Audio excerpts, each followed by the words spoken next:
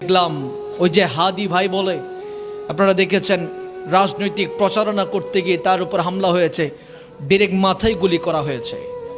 অথচ এই বাংলাদেশ সার্বভৌমত্বের সোনার স্বাধীন বাংলাদেশ, এই বাংলাদেশের আগে লেখা হয় গণপ্রজাতন্ত্রী বাংলাদেশ। ঠিক কিনা কথা বলেন? গণপ্রজাতন্ত্রী বাংলাদেশ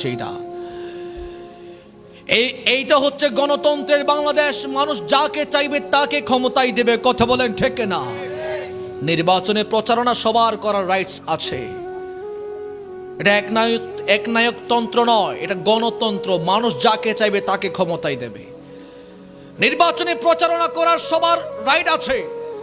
মোমবাতি বলেন, ধানের শীষ বলেন, হাত পাকা বলেন, চেয়ার বলেন, একতারা বলেন, যতগুলো প্রার্থী আছে তারা তাদের নিজস্ব দলের প্রচারণা করবে ইলেকশনের আগ পর্যন্ত। এটাই স্বাভাবিক, ঠিক না? ওই যে হাদি ও একটা দল থেকে নমিনেশন নিয়ে ইলেকশনের প্রচারণা করতেছিল, তাকে এমনভাবে হামলা করা হয়েছে, হয়তোবা মারা যাওয়ারও সম্ভাবনা 99.9%। বাংলাদেশের রাজনীতি হওয়ার কথা ছিল প্রতিযোগিতামূলক, কিন্তু এখন হয়ে গেল বাবা প্রতিশোধমূলক, ঠিক না? আজকে আপনি আমাকে মেরেছেন, কালকে আমি আপনাকে মারব। অথচ এটার নাম গণতন্ত্র নয়। তীব্র নিন্দা জানাই এই সব হত্যাকাণ্ডের। আরে সামান্য কুকুরকে মারলে বিচার হয়, অথচ বাংলার জমিনে রইসউদ্দিনের মতো অনেক নির্যাতিত বান্দা আছে যাদেরকে মারতে মারতে শহীদ করা হচ্ছে। বাংলার জমিনে তাদের কোনো বিচার হচ্ছে না। কথা বলেন ঠিক না?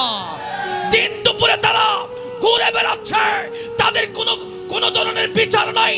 অথচ কোন একজন মহিলা কুকুরের ছানা মেরেছে, মারার 1 ঘন্টার ভিতরে তাকে গ্রেফতার করে নিয়ে গেছে। এটার নাম বাংলাদেশ। আপনি বুঝতে পারতেছেন কোথায় আছেন? কুকুর মরলে বিচার হয়, মানুষ মরলে হয় না। এই হলো বাঙালির ঠিকানা।